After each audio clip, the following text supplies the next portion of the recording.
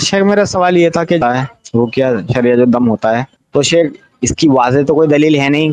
علماء نے یہ بتایا کہ مطلب اس کی کوئی دلیل کھلے طور پہ ہے نہیں کہ پانی پہ دم کیا جائے. جیسا اللہ کے نبی نے فرمایا کہ کھانے پینے کی چیزوں پہ دم نہیں پانی یعنی کہ پھونک نہ ماری جائے. تو شیخ یہ بھی اسی کیٹیگری میں داخل ہے کہ دم نہیں کیا جائے پانی کے اندر. تو اس کی تھوڑی وضاحت کرنے کے بتایا گیا کہ سلف سے ثابت ہے. ثابت تو ہے ٹھیک ہے, علماء اکرام کہتے ہیں کہ پانی پہ دم کیا جا سکتا ہے, جائز ہے. کیسے جائز ہو جائے گا اس کی تھوڑی وضاحت کر دیں.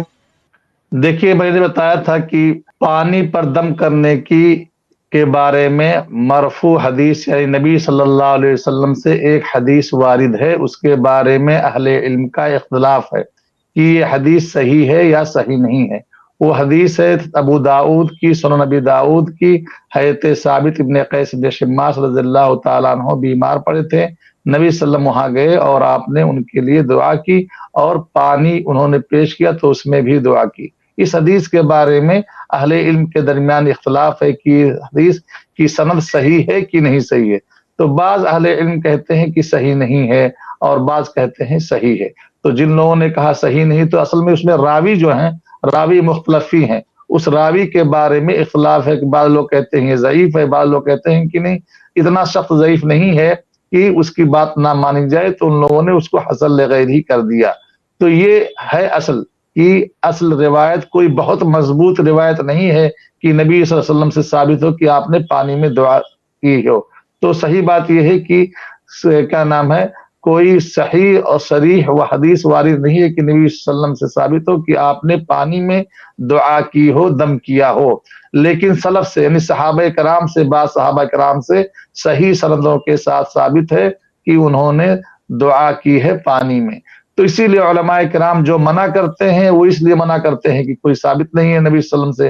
اور جو لوگ جائز کہتے ہیں یعنی اگر سامنے والے کا اصرار ہے, دم کرانے والے کو کا عقیدہ ہے, اس کو اعتماد ہے, اس کا دل اس عالم پر, اس فاضل پر, اس مفتی پر یا اس کا نام ہے اس شخص پر اس کو یقین ہے کہ ان کی دعا سے, ان کے دم کرنے سے میں ٹھیک ہو جاؤں گا, تو وہ کرا سکتا ہے. اسی لیے کہتے ہیں اسے بہت زیادہ شدت نہیں برتتے ہیں. اور جو منع ہے کہ پانی میں مت پھونکو تو اس سے جراثیم جو آتے ہیں اس کے لیے منع ہے کہ مت کیجیے. لیکن دعاؤں میں آپ یہ جانتے ہیں کہ نبی صلی اللہ علیہ وسلم کا طریقہ یہ تھا کہ آپ دعا کرتے تھے. حدیث میں تفل مانے کہ ایسے پھونکے اور پھونک کے ساتھ تھوڑی سی تھوک ہو, تفل ایسے تفل, تو اس تفل کے ساتھ دعا ثابت ہے, اس میں کوئی شک نہیں ہے, یہ صحیح ہے. تو کہتے ہیں کہ دعا کے طور پر, دم کے طور پر کیا جا سکتا ہے, ویسے عام چیزوں میں نہیں کرنا چاہیے کیونکہ وہاں منع ہے کہ برتن میں سانس مت لو بلکہ برتن سے منہ ہٹا کر سانس لو تاکہ آپ کے ناک کے جو جراثیم نکلتے ہیں, آدمی سانس لیتا ہے سانس چھوڑتا ہے, تو اس میں نہ جائے. تو یہ علماء کرام نے توفیق دی ہے. کیوں؟ کیونکہ اگر آپ کسی بھی ڈاکٹر کے پاس جائیے, حکیم کے پاس جائیے, طبیب کے پاس جائیے, اگر مریض کو اس طبیب پر, اس ڈاکٹر پر, اس حکیم پر اعتماد نہیں ہے, یقین نہیں ہے, تو کبھی فائدہ نہیں ہوگا. اور اگر یقین ہے تو فائدہ ہو جائے گا. ایک ریسرچ آئی ہے کہ اطباء نے دوا کو استعمال کیا تو ایسا کیپسول دیا جس میں کچھ نہیں تھا دوا, اور لیکن مریض کو یقین تھا کہ اس ڈاکٹر کو دوا, اس ڈاکٹر سے جو دوا ملے گی وہ فائدہ کرے گی, تو اس کو فائدہ کر گئی. اور ایک دوا اصلی دی گئی اور مریض کو فائدہ نہیں ہوا, جس کو یقین ہی نہیں تھا کہ ڈاکٹر اچھا ہے کہ نہیں اچھا ہے. تو اسی لیے کہتے ہیں کہ علاج جو ہے وہ یقین پر قائم و دائم ہے. اسی طرح سے رقیہ اور دم کا مسئلہ ہے کہ اگر مریض کو رقیہ کرنے والے پر یقین اور اعتماد ہے, ان کی دیانت پر, ثقافت پر, ان کی دینداری پر, ان کے تقوی پر, تو انشاءاللہ ان کی دعائیں فائدہ کریں گی. اگر نہیں یقین ہے تو فائدہ نہیں ہوگا.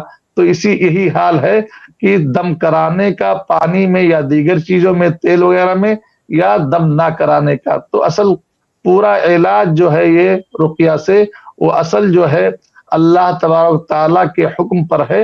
اگر اسی لیے کہا جاتا ہے کہ اگر دواؤں کو ہم شفا یاب سمجھیں کہ دوائیں خود شفا کرتی ہیں تو یہ شرک ہو جائے گا. اسی طرح سے دعاؤں کا کہ دعاؤں یہ ذریعہ ہیں, دعائیں وسیلہ ہیں, اور شفا اللہ تبارک تعالیٰ دیتا ہے. اس لیے ہمیشہ دعا کراتے وقت اور دوا کراتے وقت ہمیشہ یقین ہونا چاہیے، توکل، کہ اللہ تبارک تعالیٰ شفا دے گا، اور یہ دعائیں اور دوائیں یہ صرف اور صرف وسیلہ ہے۔